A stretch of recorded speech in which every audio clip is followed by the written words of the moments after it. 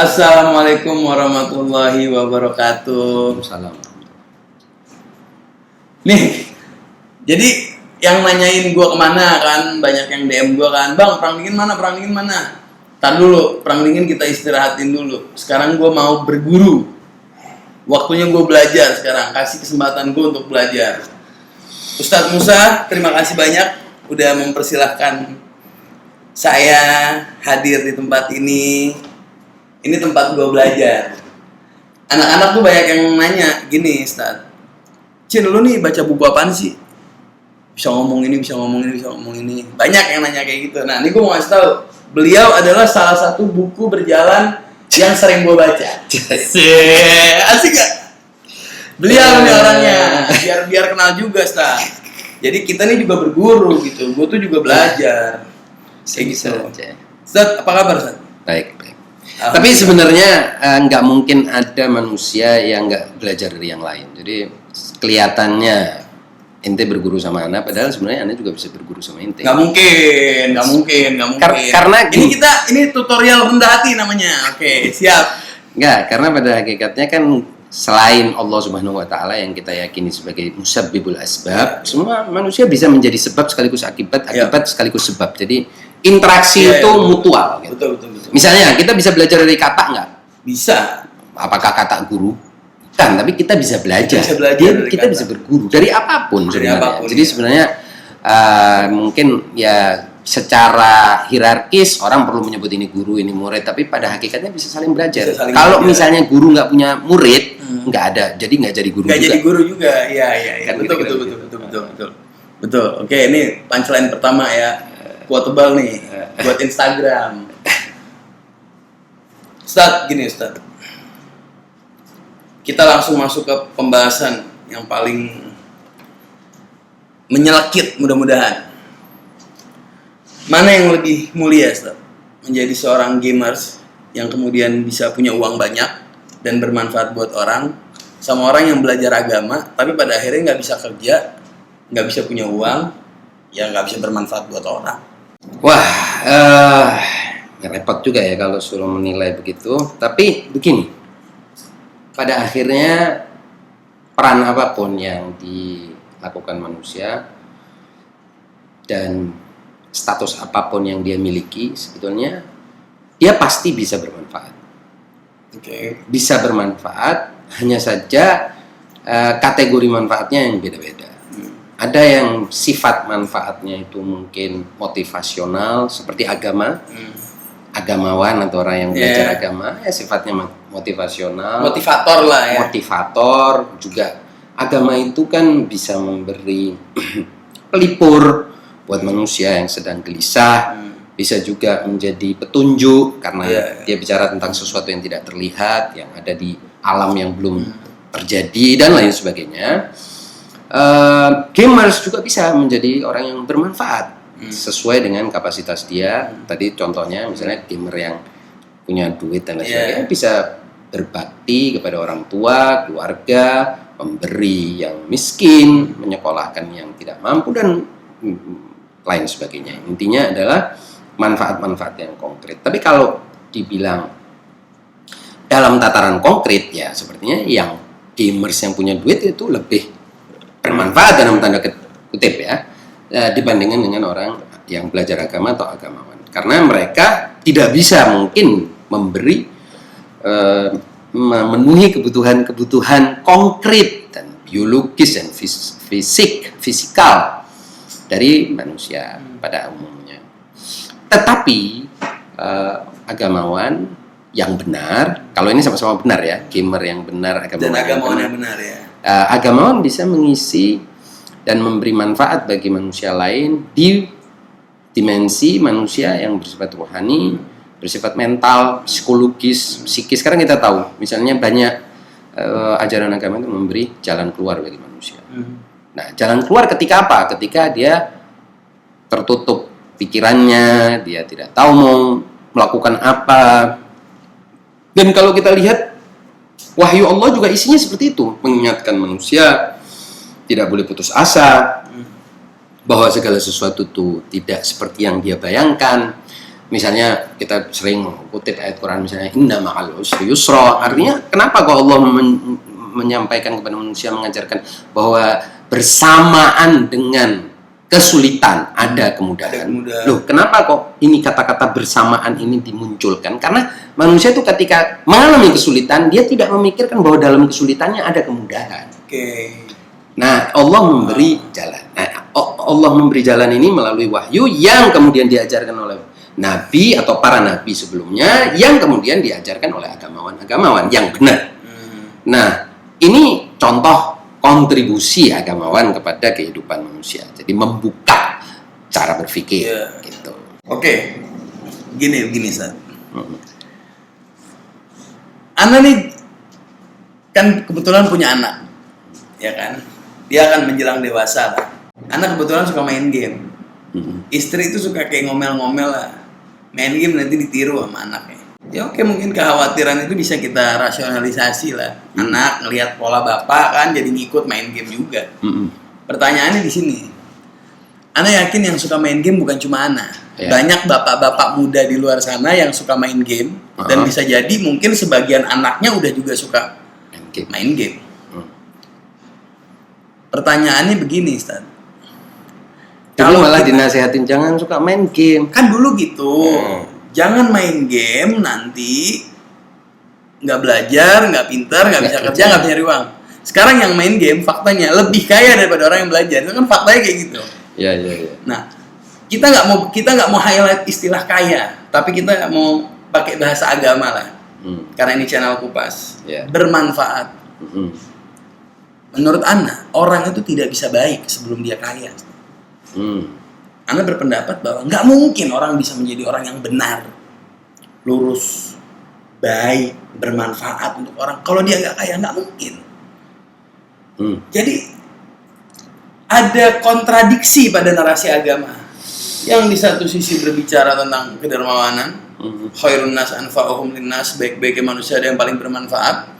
Di sisi lain berbicara tentang kefanaan dunia, bahwa dunia ini fana, dunia ini hanya manifestasi bayangan yang akan ditinggalkan, kan begitu? Kalau kita melihat game sebagai sebuah, nggak hanya game kan tentunya, banyak hal-hal lain sebagai sebuah pijakan untuk punya uang, untuk kaya, lalu kemudian dengan kekayaan itu dia bisa bermanfaat untuk orang. Seharusnya narasi kefanaan agama ini harus kita kritisi. Kefanaan dunia. Kefanaan dunia ini harus kita kritisi karena ternyata memang agama ini berbicara tentang sebuah kekayaan. Iya dong, agama berbicara tentang kekayaan dong. Yang sukses di dunia akan sukses di akhirat. Maksudnya apa ini? Di waktu yang bersamaan juga tentang kedermawanan, sukses di dunia, terus kedermawanan. Lalu kemudian Ana lupa, ada beberapa hal poin-poin yang Ana catat kok arahnya itu sama gitu. Kayak agama itu kayak nyuruh kita untuk kaya gitu. Oke. Menarik. Ini karena mungkin pemirsa Kupas biasanya kan ngerasa kita ini skrip ya. Ini unscript ya. Unscript bro. Oke. Tim tengah siap. Perang dingin. Begini, pertama kita harus memahami dulu kaya itu memang punya istilahnya dimensi subjektif dan objektif. Jadi orang kaya itu adalah orang yang di dalam dirinya dia merasa memiliki kemampuan, kekuatan, kemandirian. Ini semua tercakup dalam kaya. Oke. Karena lawannya adalah miskin. Miskin itu yang membutuhkan. Ya, membutuhkan yang lain, membutuhkan kepada bergantung, ya, mengalami kekurangan. Nah, kaya biasanya mengalami kecukupan. Nah, ini ada sisi subjektif atau mental di dalam pikiran, dan ada sisi objektif konkret di luar. Nah, misalnya orang yang telah tersedia makanan di kulkasnya, di meja makannya, di rumahnya beras dan sembako tersedia, mereka merasa kebutuhan makanannya telah tersedia. Mereka kaya dari sisi itu. Dari sisi itu ya. Dari sisi itu kaya, ya kan. Tetapi manusia sebagai manusia itu tetap memiliki dua dimensi yang tidak mungkin salah satunya kita buang, yaitu dimensi di dalam dirinya, kita sebut aja itu subjektif, dan dimensi di luar. Sejarah dan pengalaman dan kenyataan membuktikan betapa banyak orang yang kaya secara objektif, dia memiliki uang cukup, harta banyak, makanan di rumahnya berlimpah, tetapi dia mengalami kemiskinan sehingga tidak akan dia berbagi dengan yang lain, apalagi memberi. Jadi kekayaan pada ruang yang real, tapi justru secara psikologis sangat miskin. Sangat miskin, dan kita insecure. Kita bisa melihat ini dalam kehidupan orang. Iya, betul. Tidak sedikit orang punya uang hanya 1 juta. Sangat mudah bagi dia untuk berbagi 500.000. Ya, betul. Tapi ada orang punya uang 35 miliar. 10.000 aja berat. 50 miliar, tapi untuk mengeluarkan 1 juta aja, yang itu perkaliannya sangat jauh, itu berat sekali keluarin 1 juta. Siapa yang kaya secara objektif? Ya yang punya 35 miliar ke atas itu pasti kaya secara objektif. Yang punya 1 juta nggak kaya dong, untuk hidup 3 hari aja, 4 hari aja udah berat. Tetapi secara subjektif, mental, psikologis, atau istilah agamanya rohani, orang yang miskin dengan hanya harta 1 juta ini disebut kaya. Kenapa? Karena dia mampu berbagi. Oke, artinya gini, di mata agama, agama Islam memandang bahwa yang kaya adalah si 1 juta tadi itu. Pasti. Oke. Jadi ajaran agama ini sebentar. Kalau tentang ayat yang sukses di dunia maka akan sukses di akhirat, dalam pandangan agama, orang yang 1 juta itu lebih dekat kepada ayat ini. Iya dong. Kenapa? Karena itu narasi kefanaan dunia itu sebenarnya untuk mengajarkan kepada manusia, manusia, jangan lo kengkemin ini harta. Toh harta ini juga bukan sesuatu yang abadi. Kamu bisa konversikan, kamu bisa beli dengan harta yang sedikit itu sesuatu yang abadi, kekayaan yang abadi, surga yang abadi, rumah yang abadi, kebahagiaan yang abadi dengan uangmu yang sedikit. Nah, berarti kamu mau perdagangan yang bagus dong. Kamu mau dagang, modal lu berapa kecil, 1 juta, tapi kamu dapat triliun nanti. Oke, agama mau bilang gitu. Artinya jangan takut ngeluarin yang 1 juta tadi. Bandingkan dengan orang yang punya uang puluhan miliar tadi, untuk memberi 1 juta atau 2 juta aja tadi kalau nggak diminta susah. Susah banget gitu. Harus nunggu dia diminta, dikontak, di WA, ditelepon, baru dia dimohon dulu, tolong, atau dipaksa oleh keadaan, atau dipermalukan, atau dia sendiri menghadapi situasi di mana kalau dia tidak mengeluarkan hartanya maka dia akan ditinggalin orang dan lain sebagainya, baru dia mau keluarin harta. Ini kan orang yang pelit ini tadi sebenarnya miskin. Sebetulnya miskin. Secara subjektif. Di dalam dirinya dia miskin. Nah, sekarang kita berpikir lebih jauh. Kita angkat topik ini. Kalau kita bicara Bill Gates, Elon Musk. Oke, makanya saya kira nggak ada orang Islam di Indonesia yang nyumbang lebih banyak daripada orang dua ini. Setuju. Sebentar dulu. Kita angkat lebih jauh. Dari jauh. awal Indonesia berdiri digabungin orang sumbangan sama 2 orang Elon Musk dari tahun 2017 sampai hari ini. Elon Musk sama Bill Gates sumbangannya. Untuk umat manusia, anak kira nggak ada yang bisa menyaingi 2 orang ini. Dari Indonesia berdiri, dengan penduduk Muslim 180 juta kalau nggak salah. Mayoritas lah. Ya mayoritas lah, 180 juta penduduk Muslim. Iya. Digabungin jadi satu tuh. Oke, jadi kita tadi sudah pahami itu tadi. Coba kita paham. Argumen ini kita tarik lebih jauh, yaitu sebenarnya kalau kita mau cari definisi yang hakiki kekayaan, itu yang kaya subjektif apa kaya objektif? Subjektif. Nah, definisi dari kaya itu yang penting yang subjektif apa yang objektif. Untuk orang yang belum kaya seperti saya ini, saya akan pilih subjektif. Nah, oke. Tapi mungkin one day ketika saya jadi orang miliarder beneran, saya akan bilang bahwa yang objektif lah. Ya, pembuktiannya ya. Jadi gini, memang ini sebenarnya pembahasan filosofis ya.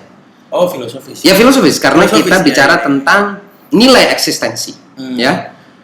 Di dalam diri manusia itu, apa yang ada di dalam diri manusia itu lebih bernilai secara eksistensial daripada apa yang ada di luar dirinya. Karena yang di luar dirinya kan bukan dirinya. Bukan dirinya. Iya, Bukan dirinya. Betul. Ente punya 10 mobil Ferrari, 50 apartemen, 100 hektar tanah, itu bukan acin. Bukan acin. Semua itu atribut di luar dirimu. Iya. Benda di luar dirimu. Iya. Dan dia disebut tidak sejati, tidak hakiki ya. Tetapi sesuatu yang kita rasakan. Misalnya, kita membagi uang terus kemudian kita merasakan kebahagiaan karena pemberian kita kepada orang itu tadi, atau kita berbagi makanan yang sedikit dengan orang itu tadi, timbul perasaan senang di dalam diri kita, kebahagiaan dengan berbagi. Ini hakiki. Benda yang kita keluarkan tidak hakiki karena dia di luar diri kita, dia tidak sejati. Ya. Nah, apakah agama ini melarang orang untuk kaya secara objektif? Tidak. Justru agama ini memotivasi orang. Kayaknya agama pengennya kita kaya secara objektif. Ya secara objektif juga dong. Kenapa tidak? Hanya saja kan kekayaan itu banyak kategorinya, ya. Kekayaan itu kan bervariasi. Ada kekayaan intelektual, kekayaan material, kekayaan moral, kekayaan dalam jiwa orang itu kalau kaya jiwanya dia tidak akan pernah merasa jatuh, bahkan mudah memotivasi orang yang jatuh, menyayangi orang yang tidak menyayangi dia, memperhatikan orang yang tidak memperhatikan dia. Ini berarti pada dasarnya ini resourceful kan? Variasi ini semuanya penting lah. Semuanya penting. Dan berarti orang ini yang bisa mencintai orang yang tidak mencintai, perhatian sama orang yang tidak perhatian, senyum pada orang yang cemberut. Ini kan berarti dia resourceful. Iya. You have so many things to give. Loh, Oke. how can? Bagaimana kamu bisa punya begitu banyak hal? Yeah. Lu dihajar, tapi lu ketawa, senyum. Lu dimaki, tapi tetap menasihati. Menasihati itu kan hanya mencintai, menggunakan kata-kata yang baik. Ini sebenarnya agama itu ingin mendorong orang untuk ke situ. Kenapa? Karena pada akhirnya orang belum tentu bisa menjadi kaya secara objektif. Tetapi untuk menjadi kaya secara subjektif, pilihan. Tidak ada halangan dan itu kesempatan untuk semua orang sama. Ngerti nggak? Ngerti. Oke. Untuk menjadi kaya nggak perlu privilege untuk bisa sampai ke situ. Nggak perlu. Setiap orang bangun pagi bisa menyatakan hari ini gue mau jadi orang kaya. Oke. Loh, gimana caranya nggak ada uang di bank? Oh, gampang. Orang ada apa? Gue motivasi. Orang mau perhatian? Gue kasih perhatian. Orang mau senyuman? Gue kasih perhatian. Orang butuh pujian? Gue kasih pujian. Orang mau perlu pendapat? Gue kasih pendapat. Orang perlu waktu? Kita kasih waktu. Yeah. Waktu kita kasih ke orang. Dan banyak hal lain yang bisa diberikan kepada orang. Oke. Nah, itu terhitung manfaat. Iya dong. Kan manusia kan tidak hanya makan minum. Nggak hanya makan minum.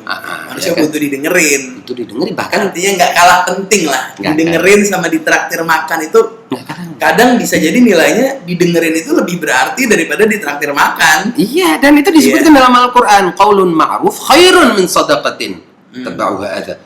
Kata-kata yang baik kadang-kadang lebih baik daripada sedekah yang dikeluarkan dengan gangguan setelahnya. Jadi setelah orang dapat sedekah, aku sudah pernah saya kasih ini mana dulu ini sudah setahun saya kasih, ini mana sekarang, mana timbal baliknya, mana balas jasanya. Wah, ini sih bikin down orang yang dikasih kan gitu. Diingat-ingatin atau ngomong ke orang, ini orang mana kasih udah ini beasiswa pernah saya bantu ini hilang sudah makna sedekahnya karena dia mempersepsikan harta benda yang ada di luar lebih hebat, lebih bernilai daripada kata-kata baik, pujian, senyuman, motivasi. Oke, kita contohkan. Kalau kita misalnya mau merayu kekasih kita, kita bisa beliin iPhone, kita beliin HP, kita beliin mobil, rumah dan lain sebagainya. Tapi ada kalanya, cuman perlu kita sayang. Aku ini hidupku kalau tanpamu itu tidak berarti. Selesai. Kadang-kadang yang kata-kata ini lebih lebih kita praktisi lah. Ini kan gue praktisi lah. Ini kan karena nggak bisa beliin iPhone. Nggak bisa, kan gitu. Ini kan bukti. Dan kalau kita lihat misalnya pujangga-pujangga mereka yang dari mulai zaman dulu menjadi pujangga, penyair, yang mereka lebih abadi pemberiannya berupa kata-kata dibandingkan orang-orang yang memberi uang yang setelah uangnya hilang habis juga dia nggak ada dalam tapi kata-kata abadi. Dan terlalu banyaklah contoh Keren, seperti itu. Keren. Gitu ya. Bahwa sebenarnya agama itu mendorong setiap orang untuk punya kesempatan berbuat baik yang sama. Jangan sampai karena kamu belum punya uang 1 miliar, terus kamu nggak bisa memberi kepada orang. Loh, padahal kamu punya waktu, punya mulut untuk ngomong yang baik, punya telinga untuk mendengerin orang, punya kesempatan untuk ngangkat beban dia, apapun itu beban dia. Punya ini, punya itu, punya ini, jangan merasa kamu miskin. Gitu. Jadi agama ingin bilang kepada semua individu, manusia yang makhluk hidup yang ada ini, nggak ada kok orang miskin sebenarnya. Justru yang terjadi, Jin, dan ini fakta pengalaman anak. Dalam hidup anak lebih sering dibantu orang miskin. Betul, Ustaz. Daripada orang kaya. Kenapa? Orang kaya material, kebutuhan dia lebih besar dalam segala hal. Kebutuhan dia terhadap makanan lebih mahal. Kebutuhan dia terhadap kendaraan lebih mahal. Kebutuhan dia terhadap perawatan lebih mahal. Aspek lah ya. Ya, segala aspek. Plus, kebutuhan dia untuk didengar, kebutuhan dia untuk dihormati, kebutuhan dia untuk diperhatikan. Lebih miskin juga sebenarnya. Miskin lebih miskin. Oleh sebab itu, ada hadis dari Imam Ja'far Shadiq. Sallallahu taala alaihi, cucu Rasulullah. Dia mengatakan apa? Innama tunsaruna bidhu'afaikum. Kalian akan ditolong oleh orang-orang dhaif di antara kalian. Loh, kok bisa? Orang-orang lemah ya. Orang-orang lemah di antara kalian. Kok bisa? Orang-orang lemah yang akan menolong. Padahal kaidahnya kan fakidu syai' la yu'ti kan. Yang nggak punya yang nggak bisa ngasih. Kenapa? Kalau kita tanyain kenapa? Ternyata orang yang tidak punya itu, yang dia punya, dia selalu siap untuk berikan. Oke. Jadi yang tidak punya materi itu sudah sampai pada tingkat kesadaran bahwa apa yang gue punya gue siap berikan kepada orang lain. Karena apa? Karena gue orang lemah. Gue tahu nggak enaknya jadi lemah. Gue tahu nggak tinggi. Empatinya tinggi, solidaritasnya tinggi. Oleh sebab itu mereka akan jauh lebih siap membantu, lebih siap berkorban, lebih siap memberikan perhatian dan. Nah, oleh sebab itu yang Anda pahami dari hadis Nabi, Allahumma ja'alni miskinan, ya kan, Allahumma ahyini miskinan wa amitni miskinan wahsyurni ma'al masakin. Ya Allah, hidupkanlah aku sebagai orang miskin, bangkitkanlah aku sebagai orang miskin, dan matikanlah aku sebagai orang miskin. Kenapa kok Nabi mintanya yang aneh seperti itu? Oh, maksudnya adalah kalau orang itu dalam posisi miskin, dia lebih paham, empati terhadap yang lain. Tapi kalau dia kaya, dan ini kita bisa buktikan, makanya Anda punya kaidah, ente kumpul sama orang kaya nggak bakal jadi kaya. Nggak ada. Orang kumpul sama orang kaya kecuali penjilat, kecuali peminta. Itu pun belum tentu kaya. Yang kaya pengkhianat, artinya orang kaya yang temennya digebuk dari belakang, diambil duitnya, baru bisa kaya. Naudzubillah min dzalik. Artinya dia harus jadi penjahat. Betul. Supaya kaya. Artinya sebenarnya kaidah ini tadi Rasulullah mengajarkan apa? Dengan kesederhanaan manusia, setiap manusia dia punya potensi yang sama dengan orang yang punya harta sebanyak-banyaknya untuk menjadi kaya, bahkan lebih jauh memberi, berderma dan berbakti dan bermanfaat tadi itu buat yang lain. Gitu. Tar dulu. Jadi nggak apa-apa jadi gamers bermanfaat buat orang. Oh iya, sangat tidak apa-apa. Nggak apa-apa. Berarti para orang tua yang anaknya bakalan suka main game nggak usah khawatir. Nah ini kalau kayak gitu gimana ya? Mungkin gini. Anda nggak tahu apakah game itu gaming ya atau enggak? Sekarang media tuh udah banyak tuh. Iya memang. Sekarang media tuh udah banyak. Orang tuh bisa dapat uang dari main game, bisa dengan berbagai cara, dengan dia bikin konten, dengan dia ada sistem sawer juga, donasi.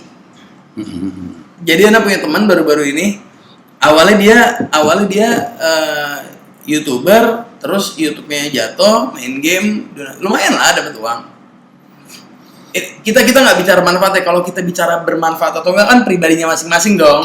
Kalau emang dasar orangnya baik, ya dia akan berbagi. Tapi kalau misalkan emang dasarnya dia orang nggak baik pun, anak kira orang yang emang dasarnya jelek mau belajar agama kayak gimana pun, dia nggak akan jadi apa-apa, nggak bakal bermanfaat juga ujung-ujungnya.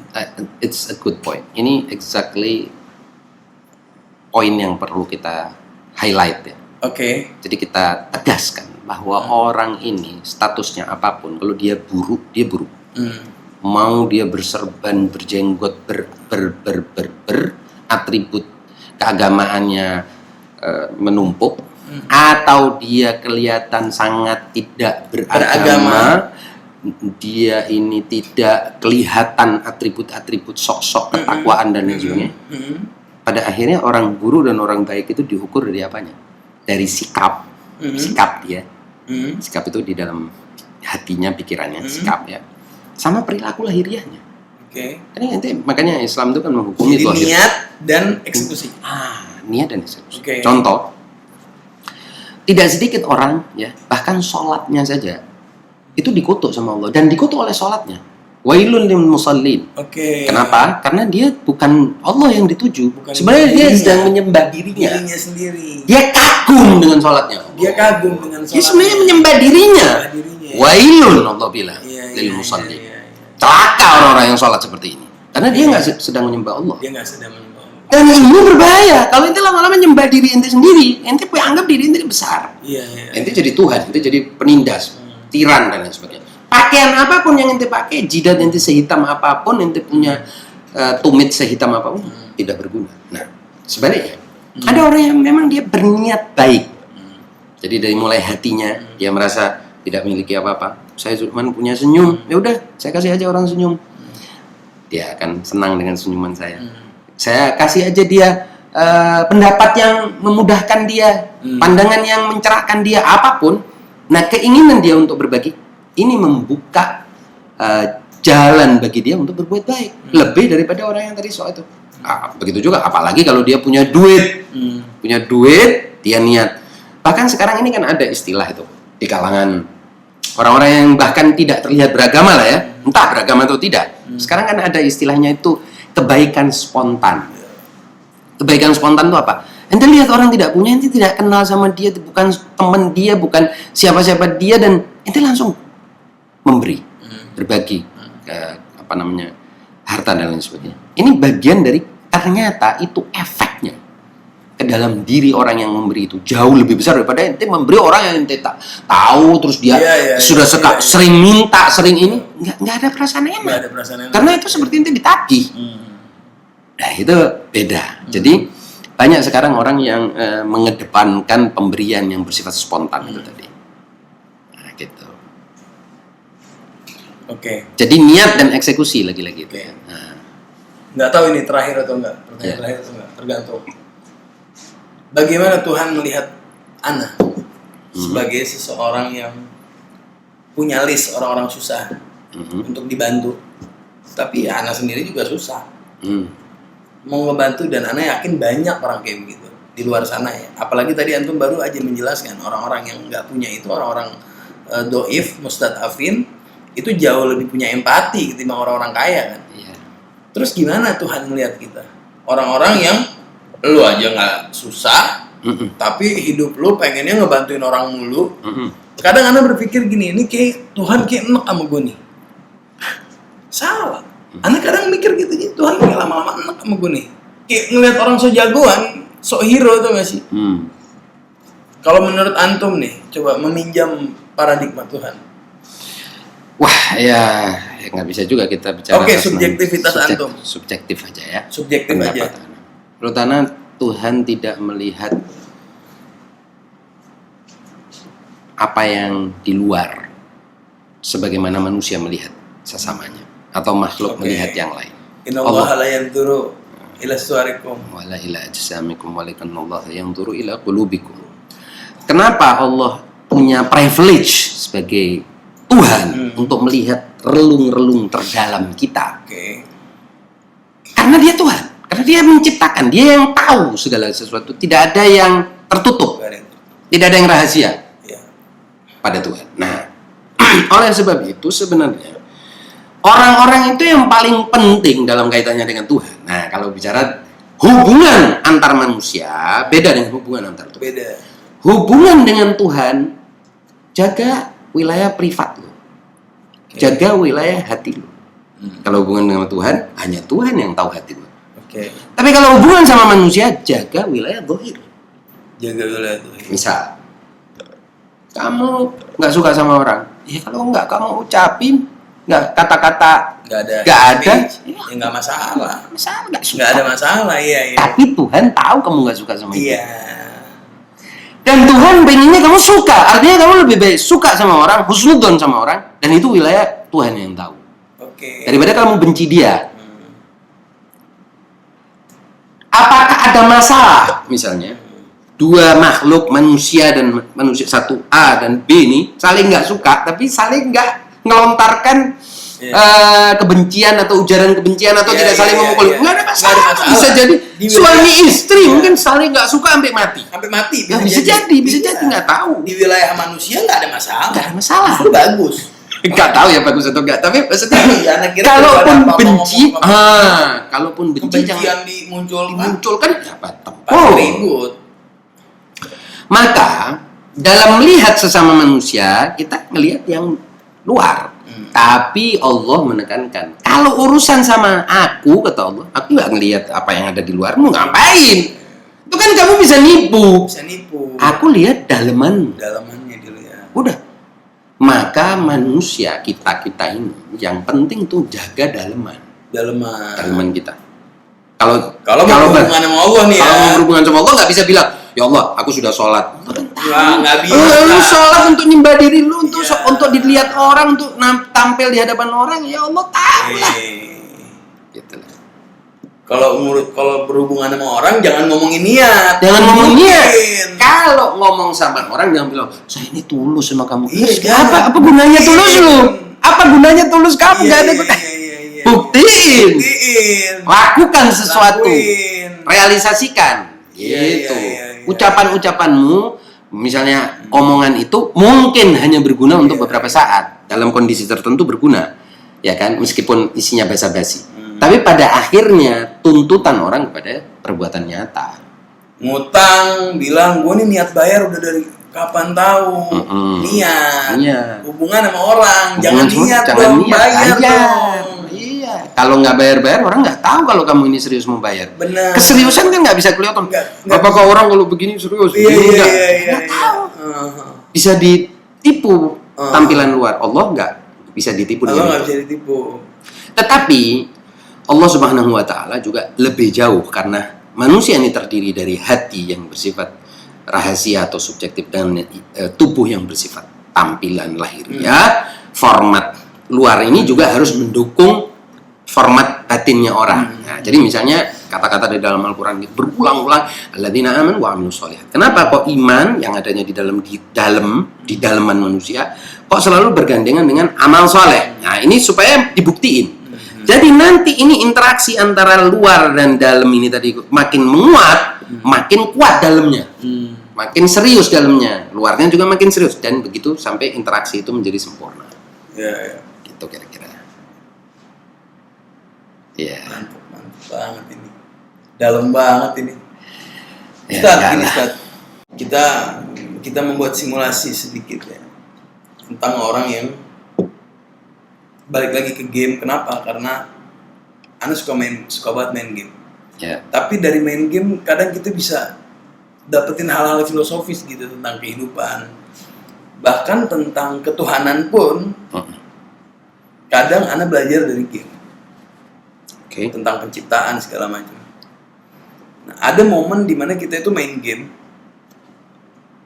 aksi kita di dalam game, pengambilan keputusan kita di dalam game, itu membuahkan sebuah kemenangan, Ustaz. Oke. Kemenangan di dalam game. Lalu kemudian kemenangan yang ada di dalam game itu menghasilkan sebuah kebahagiaan di dunia nyata. Di dunia nyatanya nih, kan menangnya di dalam game. Tapi di dunia nyatanya nih kita nih girang banget. Ya, otomatis ya. Oke. Alam game dan alam dunia nyata. Kalau kita mau simplifikasi kehidupan dunia dan akhirat, mungkin kita berbuat sebaik mungkin di dunia ini. Kita berbagi, kita menjadi orang yang baik, kita menjadi orang yang bermanfaat. kita menjadi orang yang soleh lah katakan, menjadi hamba yang baik, menjadi sahabat yang baik, menjadi anak yang baik, menjadi suami yang baik juga. menjadi suami yang baik, Ayah yang baik. menjadi ayah yang baik. Artinya kita berperan bagus gitu, seperti Game itu. kita main game, kita berperan bagus gitu. Kelak akan ada sebuah kebahagiaan di alam lain, di alam selanjutnya kebahagiaannya. Artinya kalau tadi kita bilang kita kan bersikap baiknya di dalam game, ketika menang kebahagiaannya di dunia nyata. Di dunia pun begitu, kita berbuat baik, nanti kebahagiaan yang hakikinya itu ada di dunia yang lebih nyata lagi, which is akhirat lah katakan. Tapi kita nggak bisa main game menang kita girang kalau game ini nggak kita anggap penting. Begitu juga anak kira dunia ini harus kita anggap penting. Oh iya, betul. Setuju? Loh, dunia Nggak bisa kita anggap remeh dunia ini. Oh ya nggak bisa dong. Dunia ini sesuatu yang menurut Ana, artinya gini, Ana nggak mau membohongi diri Ana sendiri, Ustaz. Dunia tidak kalah penting dari akhirat, Ustaz. Loh, ya iya dah. Jadi gini ya,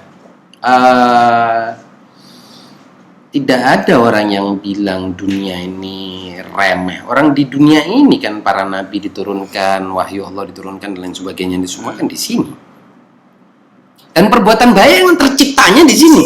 Di sana kan cuma hasilnya. Hasil. Persoalannya, dunia itu menjadi hina ketika dunia dilepaskan dengan akhirat.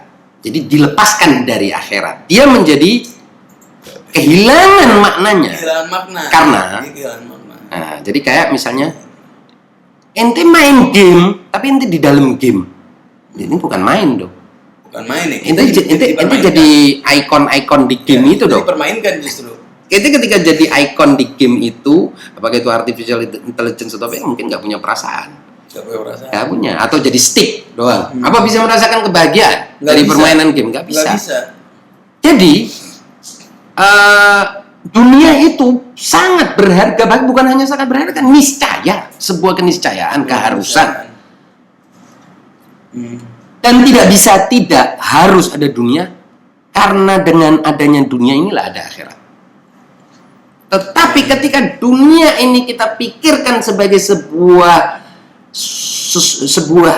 kenyataan yang tidak ada lagi setelahnya, dia menjadi tidak berharga. Dia nggak berharga. Karena untuk apa sih pada akhirnya 75, 85 tahun mati. Loh, orang kalau merasain mati itu sebagai akhir, musnah, dia punya pupus, dia punya harapan, dia punya kegairahan pupus. Jadi kematian, kesirnaan dunia ini tadi, itulah yang menyebabkan orang itu kehilangan gairah, kehilangan elang vital ya, disebut sebagai kesenangan, semangat, motivasi dan lain sebagainya. Nah, maka datang ajaran Allah mengatakan, enggak, jangan khawatir. Ini cuman tahapan. Jadi, apapun yang kamu derita, kalau kamu menderitanya dalam suatu upaya kebaikan, dia akan ada konversinya, akan ada kreditnya di alam lain, akan ada bonusnya di alam lain. Jadi jangan gelisah dengan derita sesaat ini tadi, dengan apapun perjuangan. Nah, sehingga kamu punya kaitan dengan yang lain. Tetapi dunia penting, nggak ada yang bilang dunia itu nggak penting. Artinya kalau dibilang dunia nggak penting, terus mau ngapain sih? Ngapain hidup di dunia? Jadi akhirnya lucu. Awalnya kan tadi kan pembahasan kita tentang paradoks narasi agama kan, tentang kedermawanan dan kefanaan dunia. Di satu sisi kedermawanan itu diglorifikasi, tapi di lain sisi juga kok justru malah tinggalkan dunia, menafikan dunia gitu. Itu. Apakah ini narasi agama yang perlu dikritisi lagi, atau pada dasarnya nggak seperti itu agama? Karena mungkin ada dua nih.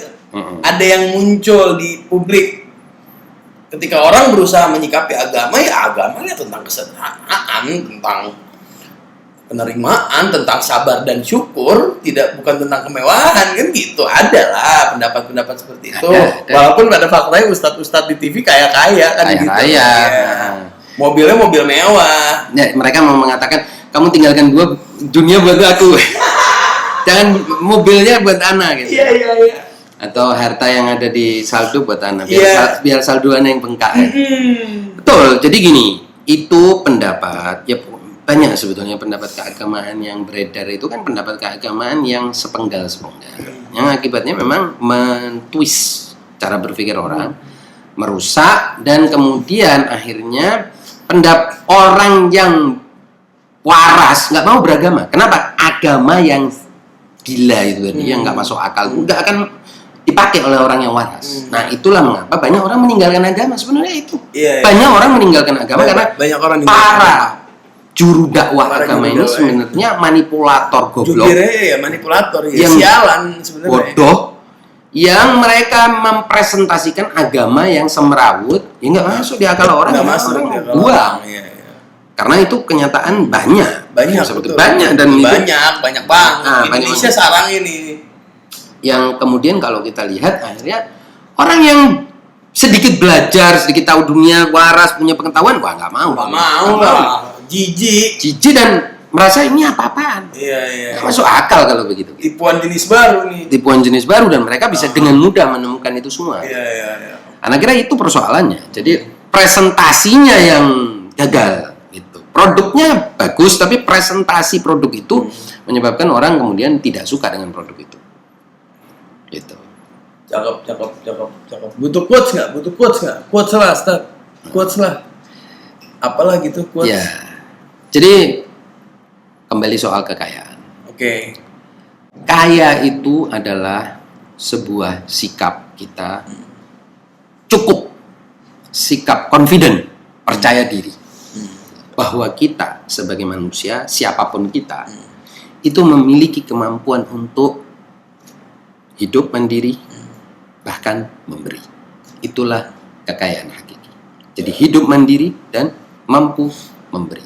Kalau orang sudah punya sedikit modal ini, betul tadi, itulah awal dari dia bisa mampu berbuat baik. Tapi sebaliknya kalau dia miskin dalam pengertian dia merasa tidak cukup, maka dia akan selalu menjadi budak orang lain. Jangan sampai gitu. Dia tidak punya kemerdekaan. Kalau orang tidak punya kemerdekaan, bahkan kebaikan dari dia pun bukan kebaikan yang hakiki, melainkan kebaikan karena disuruh oleh Tuhan. Karena disuruh. Itu. Gue juga mau ngasih quotes. Dari quotesnya sebenarnya gue belajar juga dari Ustaz Musa juga. Jadi kebaikan itu, kekayaan itu pada dasarnya orang itu disebut kaya ketika dia mampu menjaga kehormatan dia. Ketika harta yang dia punya itu mampu menjaga kehormatan. Tapi kalau misalkan harta itu nggak bisa menjaga kehormatan pemiliknya, berarti dia tuh bukan orang kaya, tapi dia orang yang miskin, pakai banget. Assalamualaikum warahmatullahi wabarakatuh.